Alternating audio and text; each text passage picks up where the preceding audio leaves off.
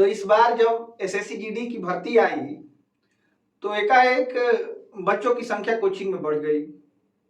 तो मेरा एक बहुत ही प्रिय छात्र है, उसने कहा कि भैया आप बहुत अच्छा पढ़ाते हैं, अपने फीस में वृद्धि कर दीजिए। तो मैंने कहा कि फीस बढ़ाऊंगा तो बच्चे कम नहीं हो जाएंगे क्या?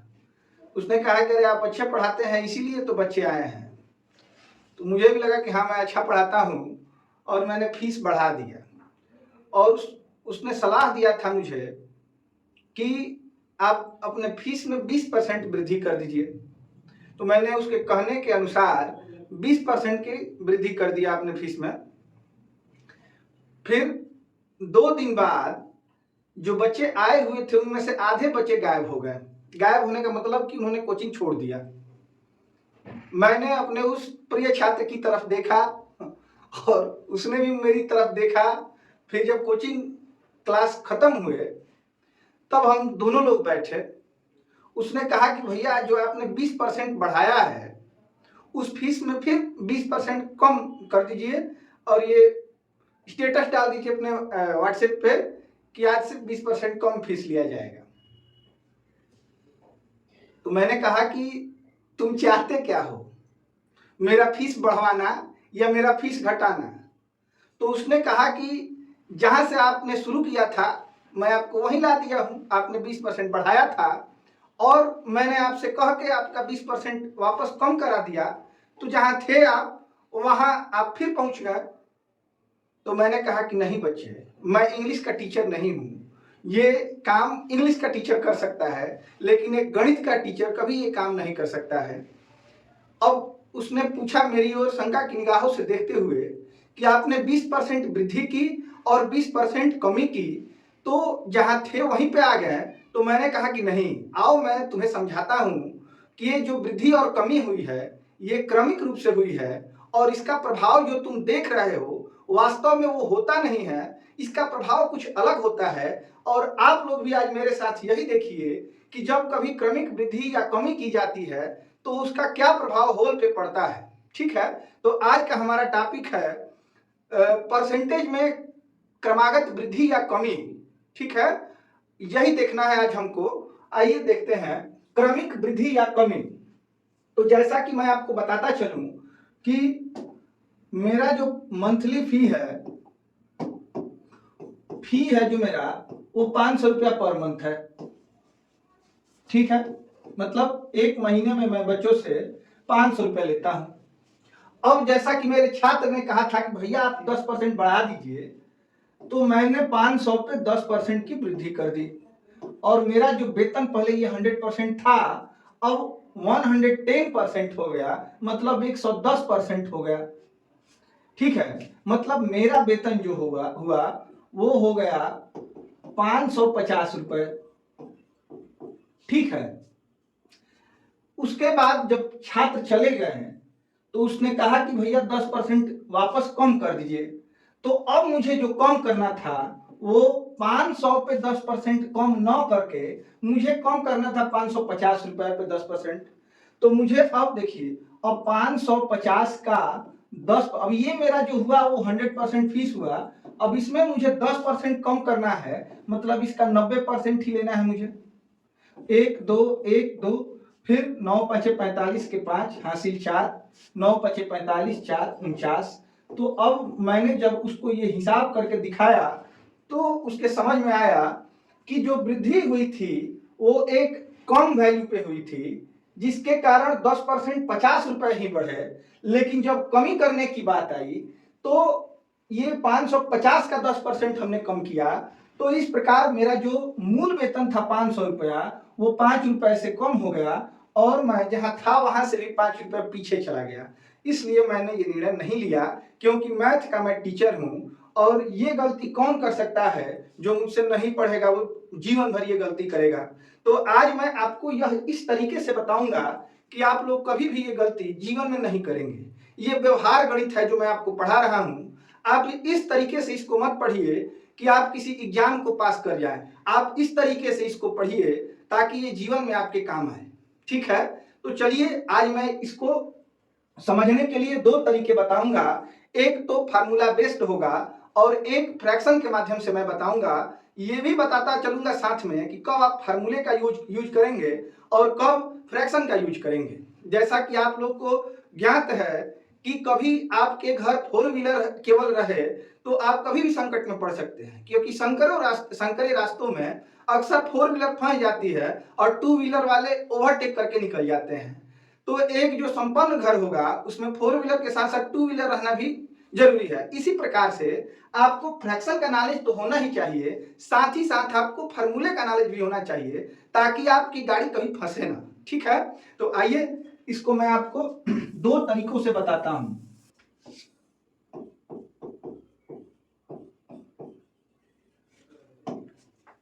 तो आइए मैं आपको बताता हूं फार्मूला क्या होता है इसका और फ्रैक्शन से इसे कैसे करते हैं। चलिए, जैसे मान लीजिए कि मैंने अपने फीस में A% की वृद्धि की होती, फिर छात्रों की संख्या अगर बढ़ी ही जाती तो मैं समझ लेता कि मैं एक अच्छा टीचर हूं और मैं फिर एक वृद्धि करता B% की।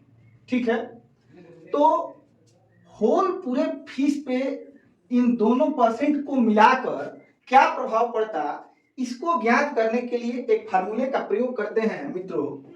A+B प्लस AB बटे 100, ये जो होगा ओवरऑल मेरे फीस पे इतने परसेंट का इंक्रीमेंट होगा। ठीक है, जैसे कि मैं आपको एक उदाहरण से समझाता हूं।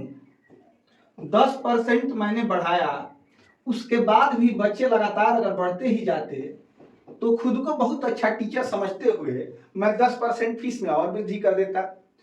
अब मेरे 500 के वेतन पे फीस पे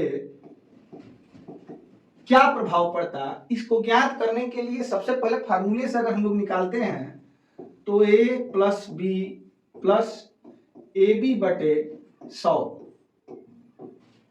ठीक है, इतना बढ़ जाता। मतलब 10 20 प्लस ये 0 से 0 कट जाएगा, एक मतलब 21% की वृद्धि हो जाती। जैसा कि आप ऐसे देख रहे हैं कि 10% बढ़ना 20% के बराबर होगा, लेकिन जो आप देख रहे हैं वो गलत होगा, क्योंकि क्रमागत रूप से बढ़ने के कारण ये वैल्यू जो हो जाएगी वो 21% के बराबर हो जाएगी। तो 500 रुपए पे अगर 21% बढ़ाना हो तो 121 बटे 100 कर देंगे। इस प्रकार मेरा मंथली फी जो था वो 605 रुपए हो जाता है।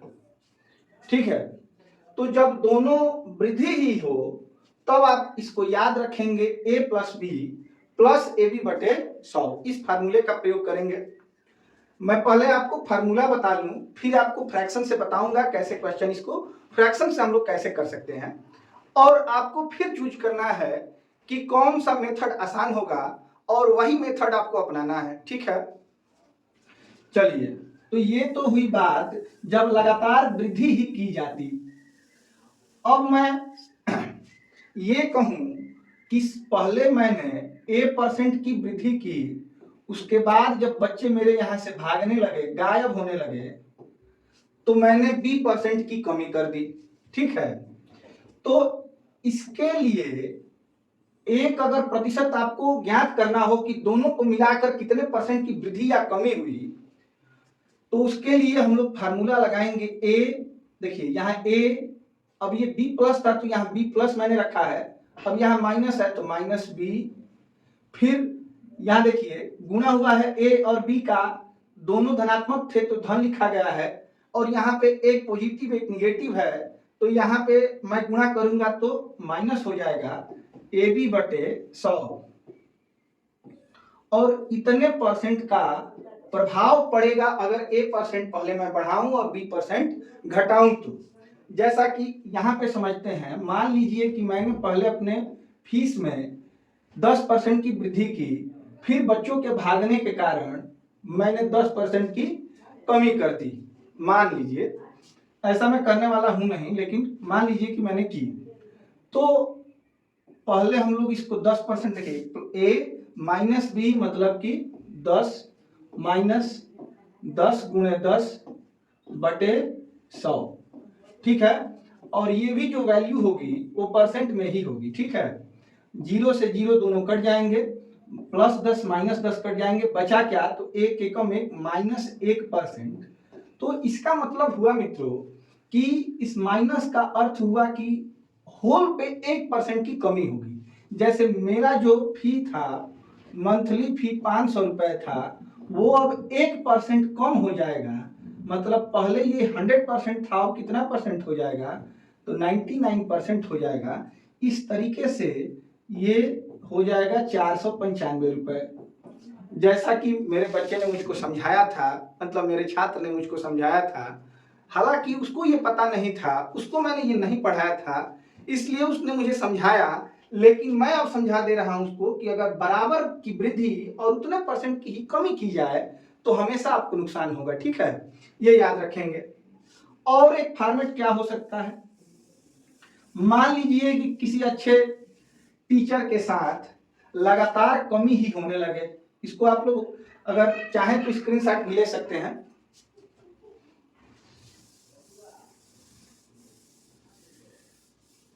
मान लीजिए कि पहले टीचर ने A% की कमी की, फिर भी बच्चे नहीं रुके तो उसने B% की कमी कर दी, ठीक है। तो इस स्थिति में फीस पर टोटल प्रभाव क्या पड़ेगा, इसके लिए फार्मूले का यूज करेंगे। ए देखिए यहां पे मैं माइनस कर दूं, फिर ये भी देखिए ये प्लस था तो प्लस किया, ये माइनस है तो माइनस, फिर ये भी माइनस है, और दोनों का गुणा होगा, दोनों ऋणात्मक है मतलब निगेटिव है, तो ये हो जाएगा प्लस और ए बी बटे 100। ये इसका ओवरऑल इफेक्ट होगा, ठीक है।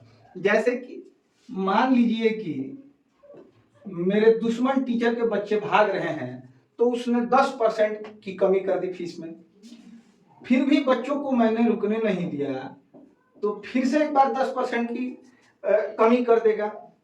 अब पूरे फीस पे क्या प्रभाव पड़ेगा ये जानने के लिए इस फार्मूले का यूज करेंगे। तो ये फार्मूला हो जाएगा -10 प्लस 10 गुणे 10 बटे 100 और परसेंट लगा देंगे यहाँ पे। तो इस प्रकार से -10 -20 हो जाएगा और प्लस 1 एकम 1 हो जाएगा। मतलब कि 1 में से अगर 20 को माइनस करेंगे तो ये हो जाएगा -19%, ठीक है। -19% का अर्थ है मित्रों कि माइनस का मतलब कि कमी होगी, और कितने परसेंट की कमी होगी, 19% की। हालांकि आपको ये -10 20 दिख रहा है, लेकिन वास्तव में ये कमी होगी कितनी, 19% की कमी होगी, ठीक है। इसी कॉन्सेप्ट पे छूट में आपको हमेशा फंसाया जाता है। जैसे मान लीजिए कि आप बाजार में गए हैं और दो दुकानों पे अलग अलग छूट आपको दिखाई दे रहा है। क्रमागत प्रतिशत वृद्धि और कमी के चक्कर में आप कैसे कभी दुकान पे फंस जाएंगे, इसको समझने के लिए आप थोड़ा देखिए, यहाँ पे मैं आपको समझाता हूँ। मान लीजिए कि आप किसी दुकान पे गए हैं, किसी बाजार में गए जहाँ पे 2 दुकान है, आपको एक सामान खरीदना है, दोनों दुकानों पे वो सामान उपलब्ध है।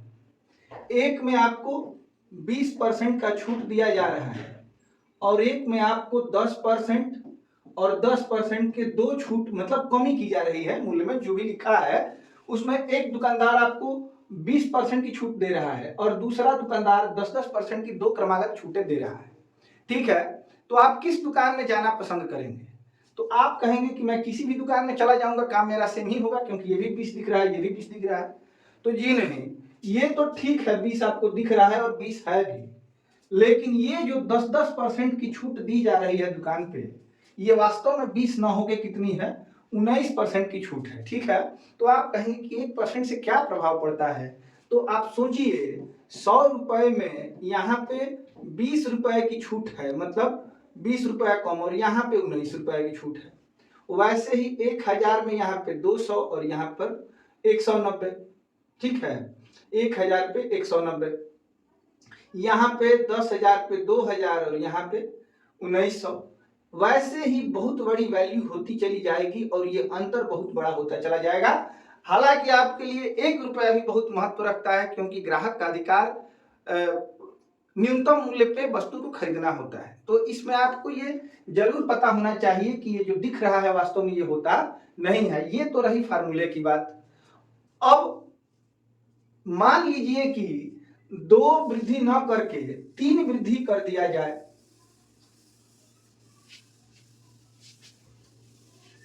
एक ये भी यहीं पे बताता चलूं ताकि प्रश्न आए तो आपको समझ में आए। जैसे मान लीजिए कि 2 वृद्धि के लिए या 2 कमी के लिए या 1 वृद्धि या 1 कमी के लिए तो आपने समझ लिया है।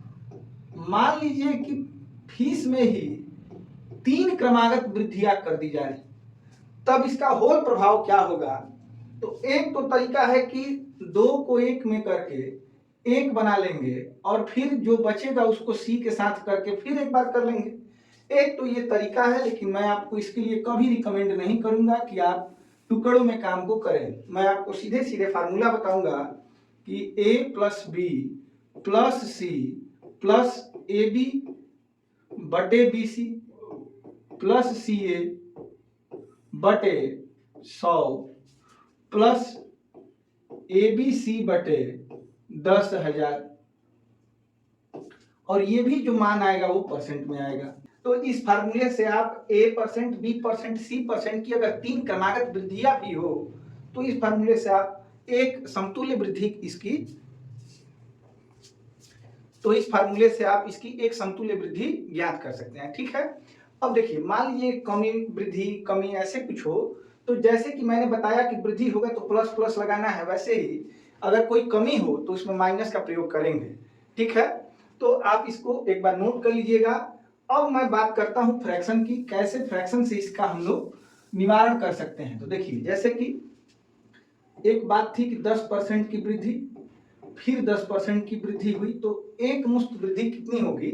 इसके लिए सबसे पहले हम 10% का फ्रैक्शन निकालेंगे जो कि 1/10 होगा, और वृद्धि हुई है मतलब 10 पहले था और अब कितना हो गया है 11। फिर 10% की वृद्धि हुई, 10 पहले था, इसका फ्रैक्शन हो जाएगा 1/10, 10 पहले था फिर हो गया है 11। अब इसका गुणा करेंगे, पहले 100 था और अब हो गया है 11, 11 का गुणा करेंगे तो 121। ठीक है। तो परसेंट वृद्धि अगर आपको निकालनी है तो 100 से 21 की वृद्धि हुई है, मतलब 21% की वृद्धि हुई है। अगर फीस की बात की जाए तो फीस जैसा कि मैंने बताया कि 500 रुपया था, तो इस 100 को कहेंगे 500 रुपया जो कि शुरू में था, और 121 का मान 121 गुणे 5 कर देंगे, क्योंकि 100 का मान अगर 500 है तो 1 का मान 5 होगा, तो इस हिसाब से 121 का मान 121 गुणे 5 होगा, इसका मतलब हो जाएगा 605 रुपया। ऐसा ही पीछे भी फार्मूला से हम लोगों ने जाना था। ठीक है। अब इसको हटा के मैं एक वृद्धि और एक कमी कर दूं, तब 10% का फ्रैक्शनल वैल्यू 1/10 होगा, मतलब 10 से 11, फिर माइनस 10% का फ्रैक्शनल वैल्यू भी 1/10 होगा, लेकिन इस बार 10 से कमी होगी तो 1 कमी होगी तो 9 हो जाएगा, मतलब कि 100 से ये घट के 99 हो जाएगा। इस प्रकार 1% की कमी हो जाएगी, जैसा कि फार्मूले से भी हम लोगों ने जाना था। और फीस की बात की जाए तो 100 को 500 कहेंगे तो 1 को 5 कहेंगे, तो 99 को 99 गुणे 5 कहेंगे, तो 495 हो जाएगा। ये भी हम लोगों ने फार्मूले से निकाल लिया था। ठीक है। इसी प्रकार अगर दोनों कमियां ही होंगी, दोनों 10-10% की कमियां होंगी, तो 10% की कमी का मतलब 10 से 9 हो जाना, फिर एक बार 10% की कमी का मतलब 10 से 9 हो जाना, मतलब 100 से 81 हो जाना। इसका मतलब कि 19% की 100 में 19 की कमी हो जाएगी। लेकिन फीस है 500, इसका मतलब कि 1 का मान 5 होगा, तो 81 का मान 81 गुणे 5 होगा, 5 एकम 5, 8 पंचे 40, 405 रुपया हो जाएगा। तो इसको आप लोग ध्यान रखेंगे। चलिए आइए देखते हैं क्रमागत वृद्धि से जो पहला क्वेश्चन आज मैंने लिया है उसको। एक स्कूटर के मूल्य में क्रमिक तौर पर 10%, 15% और 10%, 5% और 15% की वृद्धि होती है। स्कूटर की कीमत में कुल कितने प्रतिशत की वृद्धि हुई। तो प्रतिशत में अगर मान पूछे तो सीधे सीधे हम लोग फार्मूले का प्रयोग करेंगे। जब भी प्रतिशत में मान पूछे तो फार्मूले का प्रयोग आपको करना है। देखिए, यहाँ भी परसेंट में वैल्यू है, इसमें भी, और ये नन ऑफ दीज है, तो आपको मैंने फार्मूला जो बताया था वो क्या था, इसमें 3 वृद्धियां हैं, 10, 5 और 15, और ये परीक्षा में पूछा गया प्रश्न है सीसीजीएल में। तो मैंने आपको फार्मूला क्या बताया था, a plus B plus C plus A B plus B C plus C A बटे 100 प्लस ए बी सी बटे 1000, 10,000 सॉरी, और इसमें 10, 5, 15, 15, 30 हो जाएगा तीनों का योग। फिर ए बी का मतलब 10 पचे 50, बी सी का मतलब 15 पचे 75, और सी ए का मतलब 15 दाह में 150 बटे 100 प्लस ए बी सी का मतलब 50, 15 पचे 75 मतलब 750 बटे 10,000। और ये कैलकुलेशन इसका बहुत ही आसान है मित्रों। सबसे पहले हम लोग देख लेते हैं 30 प्लस ये 275 हो जाएगा जोड़ के बटे 100 प्लस ये 750 कट के 75 बटे 1000 हो जाएगा। तो जब भी नीचे जीरो अगर आपको दिखे, 2 जीरो है, 2 अंक पे दशमलव लगाना है। इसमें 1, 2, 3 जीरो है तो 1, 2 तीसरा जीरो लगा के एक दशमलव लगा देना है और इसी को जोड़ लेना है। तो ये हो जाएगा 30, फिर हो जाएगा 2.75, फिर हो जाएगा 0.075। अब इसको जोड़ लेंगे तो 5, 7, 5, 12, हासिल 1, 7, 1, 8.23। इसका आंसर हो जाएगा मित्रों 32.825, जो कि किसी भी ऑप्शन में नहीं है, इसलिए इसका क्वेश्चन का आंसर, इस क्वेश्चन का आंसर हो जाएगा नन ऑफ दीज। नट का मतलब होता है, नॉट का मतलब होता है नन ऑफ दीज, मतलब इनमें से कोई नहीं। ठीक है, जैसे कि दिया गया है कि सेव की कीमत में 20% की वृद्धि की जाती है, फिर 20% की कमी की जाती है, शुद्ध प्रतिशत कमी क्या है? तो मैंने ये भी बताया गया है कि इसका मान भी किस में पता होना चाहिए, प्रतिशत में। बहुत ही सरल क्वेश्चन है, एक वृद्धि है और एक कमी है। मैंने आपको अभी फार्मूला बताया, a minus B minus A B बटे 100। ठीक है, तो ये हो जाएगा 20 माइनस 20 माइनस 20 गुणे 20 बटे 100। ठीक है, परसेंट में ये वैल्यू आती है, minus B plus B cut जाएगा, ये दोनों कट जाएंगे, -4%, मतलब कि इसमें 4% की कमी होगी, ये इसका आंसर होगा। ठीक है, एक ट्रिक की तरह है, वो भी मैं आपको बताता चलूं। अगर ये दोनों कमी और वृद्धि सेम ही है तो निश्चित रूप से कमी होगी, और r² बटे 100% की कमी होती है। इस ट्रिक को भी आप लोग याद रख सकते हैं। मतलब 20 का स्क्वायर जो है 20 गुणे 20 बटे 100, इसका मतलब है कि 2 दूनी 4% की क्या हो जाएगी, कमी, जो कि यहाँ भी आया था। इसको आप फ्रैक्शन से करने का प्रयास नहीं करेंगे। ये जब प्रतिशत में आपसे मान पूछा जाए तो आप फार्मूले का प्रयोग करिएगा, मुझे लगता है कि ये आसान होगा। और भी एक बात है कि जब ये वैल्यू जब बहुत छोटी हो, जैसे 1.56 हो, 1.55 हो, 1.5% हो, तो भी आप फार्मूले का यूज करेंगे तो निश्चित रूप से ये क्वेश्चन आपको आसान लगेंगे। फ्रैक्शन का यूज तभी करेंगे जब आपसे प्रतिशत में मान न पूछ के किसी रियल वैल्यू में मान पूछा जाए। ठीक है, चलिए आगे का क्वेश्चन देखते हैं।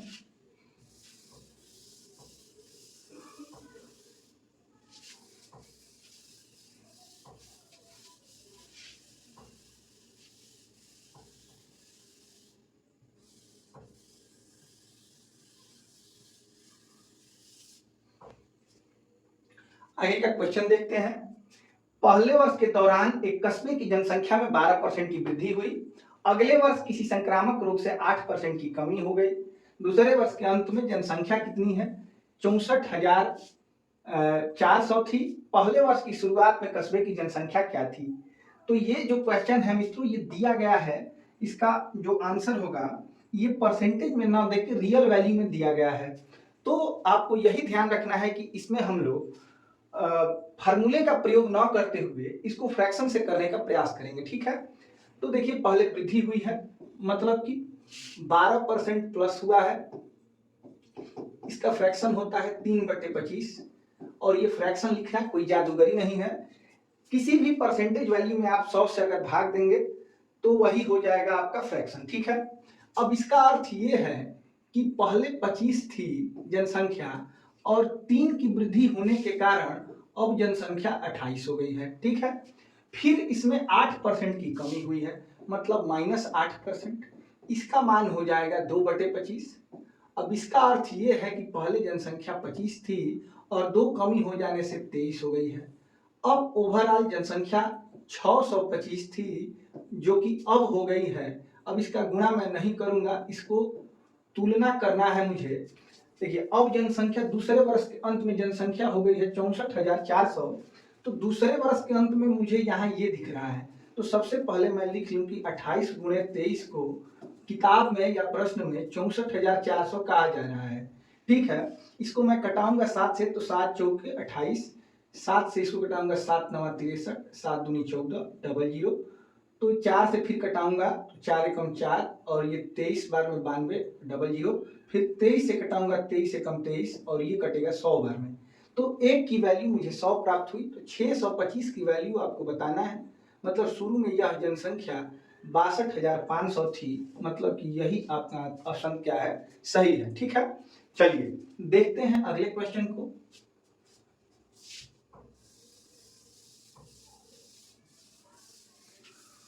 हरे राम हरे राम। चलिए आइए देखते हैं अगले क्वेश्चन को, जो कि दिया गया है कि गांव 20% एक गांव के 20% निवासियों की मलेरिया से मृत्यु हो गई। एक दहशत पैदा हो गई, जिसके दौरान बचे हुए निवासियों में से 30% निवासियों ने गांव छोड़ दिया। तब गांव की जनसंख्या 12,000 हो गई। प्रारंभ में निवासियों की संख्या क्या थी? उत्तर पूर्ण संख्या तक ज्ञात कीजिए। तो पहले ये भी मलेरिया से मरे हैं लोग, फिर ये गांव छोड़ के भगे हैं लोग, मतलब दोनों ही कमी हुई है। और ये उत्तर जो है रियल वैल्यू में दिया गया है, तो हम लोग फ्रैक्शन का यूज करेंगे। 20% कम हुआ है मरने के कारण, इसका फ्रैक्शनल वैल्यू हो जाएगा 1/5। 5 से जनसंख्या हो गई है 4। फिर एक बार 30% लोग भाग गए हैं, ये भी एक कमी ही है। फ्रैक्शनल वैल्यू 3/10, और इसका अर्थ होगा कि 10 से जनसंख्या घट के 7 हो गई है। अब गुणा करेंगे तो शुरू में 50 जनसंख्या थी, जो कि मलेरिया आने के बाद 28 बची है। ठीक है, लेकिन इसमें दिया गया है कि तब गांव की जनसंख्या 12,000 हो गई, मतलब कि इस 28 की वैल्यू दोस्तों 12,000 दी गई है। आप लोग इसको निकाल लेंगे 7 बार में 4 से, और 4 से 3,000। ठीक है, अब 7 की वैल्यू पता है, 1 की वैल्यू भी मैं पता कर ले रहा हूं, 3,000/7। ठीक है, अब मुझे वैल्यू किसकी निकालनी है? तो 50 की, 50 से। ठीक है, तो ये 1 की वैल्यू मुझे मिल गई। अब मुझसे पूछा जा रहा है 50 का मान, तो 50 का मान मैं 50 गुणे 3,000/7 बताऊंगा। ठीक है, तो इस तरीके से हमारा आंसर आ जाएगा। देखिए, ये हो जाएगा 3 5 15 पे 1 2 3 4 0/7। इसको मैं भाग दूंगा तो 7 दूनी 14, 1 आएगा, 10 मतलब 7 एकम 7, फिर 3 आएगा, 7 चौक 28। अब मैं इसको पिक कर लूंगा, 21,428 समथिंग होगा। लेकिन उत्तर केवल पूर्ण संख्या में बताना था, इसलिए मैंने दशमलव में जाने का प्रयास भी नहीं किया। आप भी परीक्षा में इस बात का ध्यान रखेंगे कि कोई ऑप्शन अगर मिल गया है तो आगे कैलकुलेशन को बढ़ाने की जरूरत नहीं है, क्योंकि आपको वहां पे सिद्ध करने की आवश्यकता नहीं है, आप केवल उत्तर से मतलब है जो कि आप पा लें। चलिए आइए देखते हैं अगला क्वेश्चन। एक घनाभ की लंबाई और चौड़ाई में क्रमशः 20% और 25% की वृद्धि की जाती है, जबकि इसकी ऊंचाई में 30% की कमी की जाती है। घनाभ के आयतन में कुल प्रतिशत वृद्धि या कमी ज्ञात कीजिए। देखिए, यहाँ पे 2 नहीं 3 है, और ये जो भी परसेंटेज वैल्यू है ये आम परसेंटेज वैल्यू है। जो भी परसेंटेज वैल्यू है वो आम परसेंटेज वैल्यू, मतलब साधारण ये डेटा है 20%, 25% और 30%। हालांकि ये भी सीरियल में ही पूछा गया है, लेकिन इसका हम लोग फ्रैक्शन से सॉल्यूशन निकालने का प्रयास करेंगे। L into B into H, ये आपको पता होना चाहिए कि ये वॉल्यूम का फार्मूला होता है, आयतन का फार्मूला होता है घनाभ का। घनाभ का मतलब क्यूबॉइड। ठीक है, अब इसमें L के साथ क्या कहानी है, B के साथ क्या कहानी है, और H के साथ क्या कहानी है, यह आप देख सकते हैं कि L को 20% बढ़ा दिया गया है,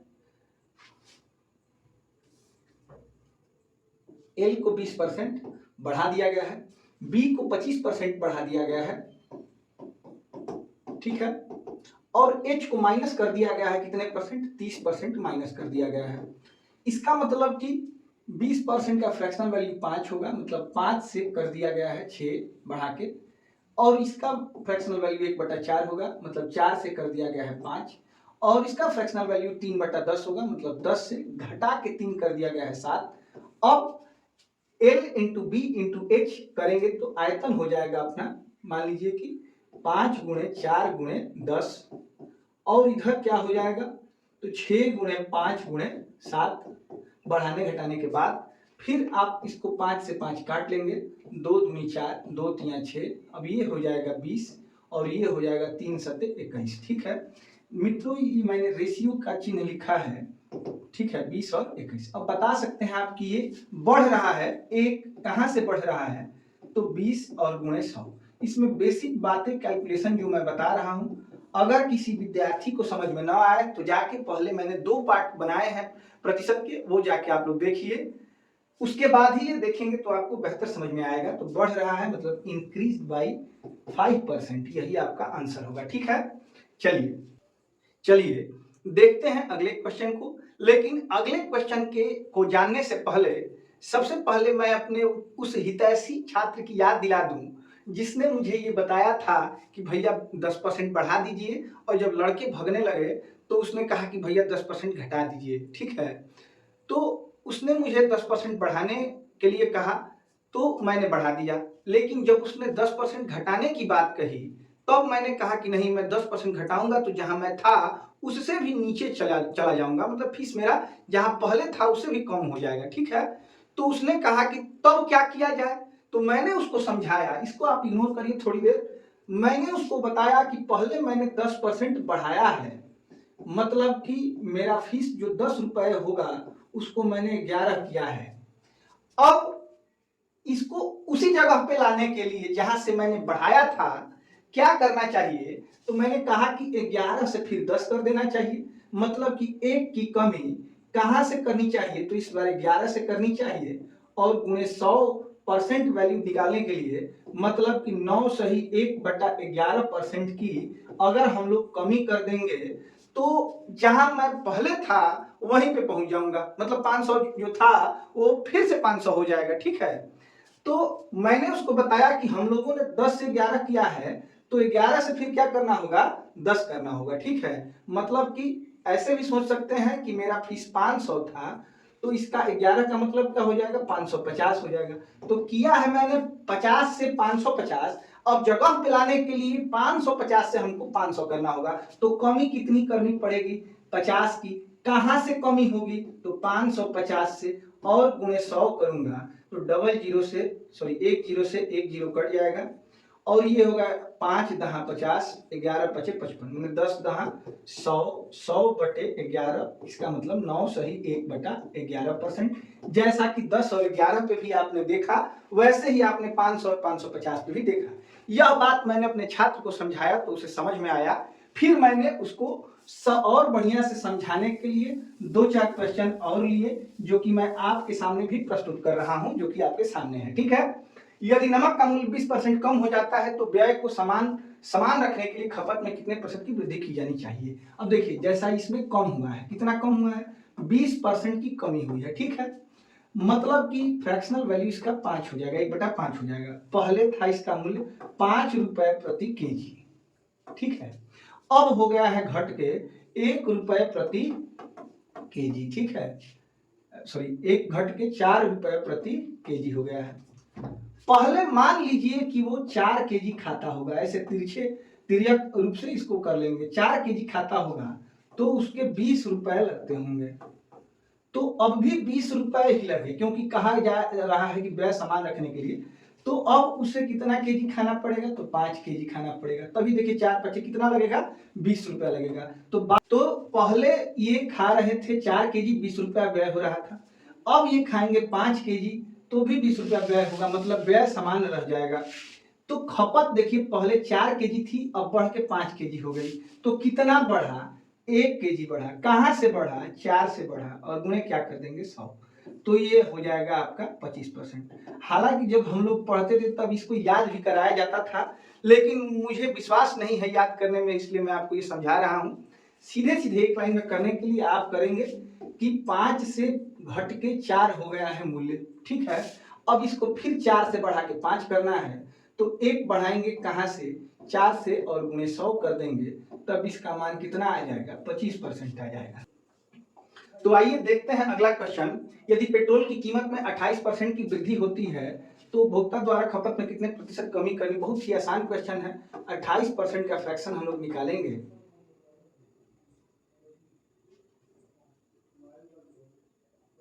ठीक है, 28% का फ्रैक्शन हम लोग निकालेंगे तो इसका फ्रैक्शन हो जाएगा 7/25। ठीक है, 7/25 हो जाएगा। अब इसका मतलब ये हुआ कि 25 से बढ़ के मूल्य हो गया है 25 और 7 32 रुपया हो गया है। फिर इसको 32 से कहाँ पे लाना है, 25 पे, तो कितना कम करना पड़ेगा, तो 7 कम करना पड़ेगा। लेकिन कहाँ से कम करना पड़ेगा, 32 से, और गुणे क्या कर देंगे, 100।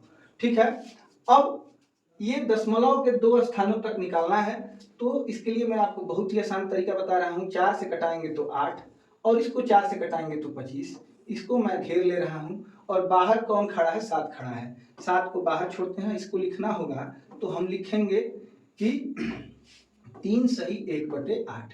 अब ये हो जाएगा 17 का 21। एक ही ऑप्शन है, इसको सिद्ध करने की जरूरत नहीं है, बी ऑप्शन सही है। ठीक है, चलिए आइए देखते हैं अगला क्वेश्चन। एक त्रिभुज के आधार में 40% की वृद्धि की गई, इसकी ऊंचाई कितने प्रतिशत बढ़ाई जानी चाहिए ताकि क्षेत्रफल में 60% की वृद्धि हो जाए। चलिए, इसमें आधार और ऊंचाई की बात की गई है, इसलिए इसको मान के चलिए कि ये समकोण त्रिभुज है, और समकोण त्रिभुज के क्षेत्रफल का जो फार्मूला होता है 1/2 गुणे आधार गुणे ऊंचाई होता है। ठीक है, अब इसमें 3 चीज है, ये है, आधार है और ऊंचाई है। इसमें आधार और ऊंचाई के संग क्या खेल किया गया, तो सबसे पहले आपको ये जानकारी होनी चाहिए कि समकोण त्रिभुज का क्षेत्रफल 1/2 गुणे आधार गुणे ऊंचाई होती है। ठीक है, अब इसके आधार में और ऊंचाई में खेल किया गया है। क्या खेल किया गया है, तो आधार को 40% बढ़ा दिया गया है, ऊंचाई को कितने परसेंट बढ़ाया जाए कि क्षेत्रफल पर प्रभाव कितना पड़े, 60% पड़े। तो सबसे पहले मैं आपको यहाँ पे लिख दे रहा हूं 1/2, फिर यहाँ लिख दे रहा हूं आधार, और यहाँ लिख दे रहा हूं ऊंचाई। मान लीजिए कि 40% है, 40% का फ्रैक्शनल वैल्यू आप अगर देखेंगे,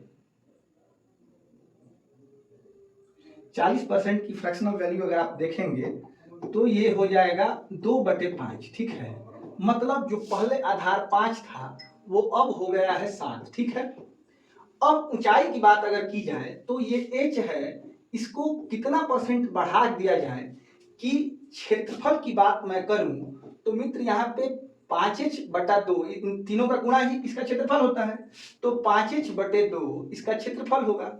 जबकि इसका क्षेत्रफल कितना होना चाहिए, तो इसका क्षेत्रफल इससे 60% अधिक होना चाहिए। बहुत अच्छा क्वेश्चन है, आप लोग एक बार ध्यान से जरूर देखिए इसको। 60% बढ़ाना हो तो 60% का फ्रैक्शन होता है 3/5। बढ़ाने के लिए इसमें 8/5 से क्या करना पड़ेगा, गुणा करना पड़ेगा, जिसमें 5 से 5 कट जाएगा और 2 से 8 कटेगा तो ये 4h हो जाएगा। ठीक है, तो इस सबको मिला जुला के ये कितना हो गया, 4h हो गया। ठीक है, अब इसको मैं देखूं, इन तीनों का गुना कितना होना चाहिए, तो 4h होना चाहिए।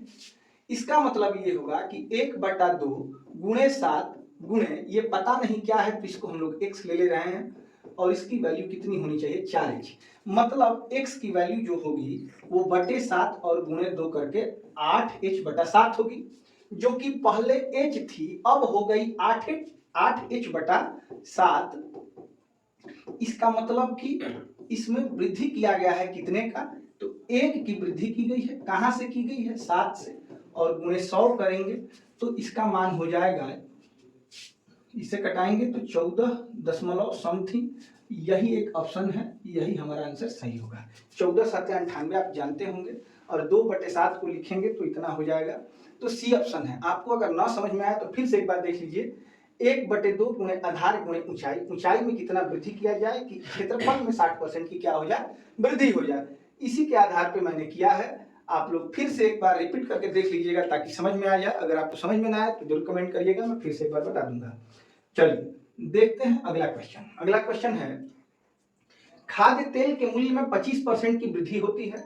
अपने बजट को बनाए रखने के लिए सुषमा इस तेल के उपभोग में 20% की कमी करती है। खाद्य तेल के कारण व्यय में कितने प्रतिशत की वृद्धि होगी?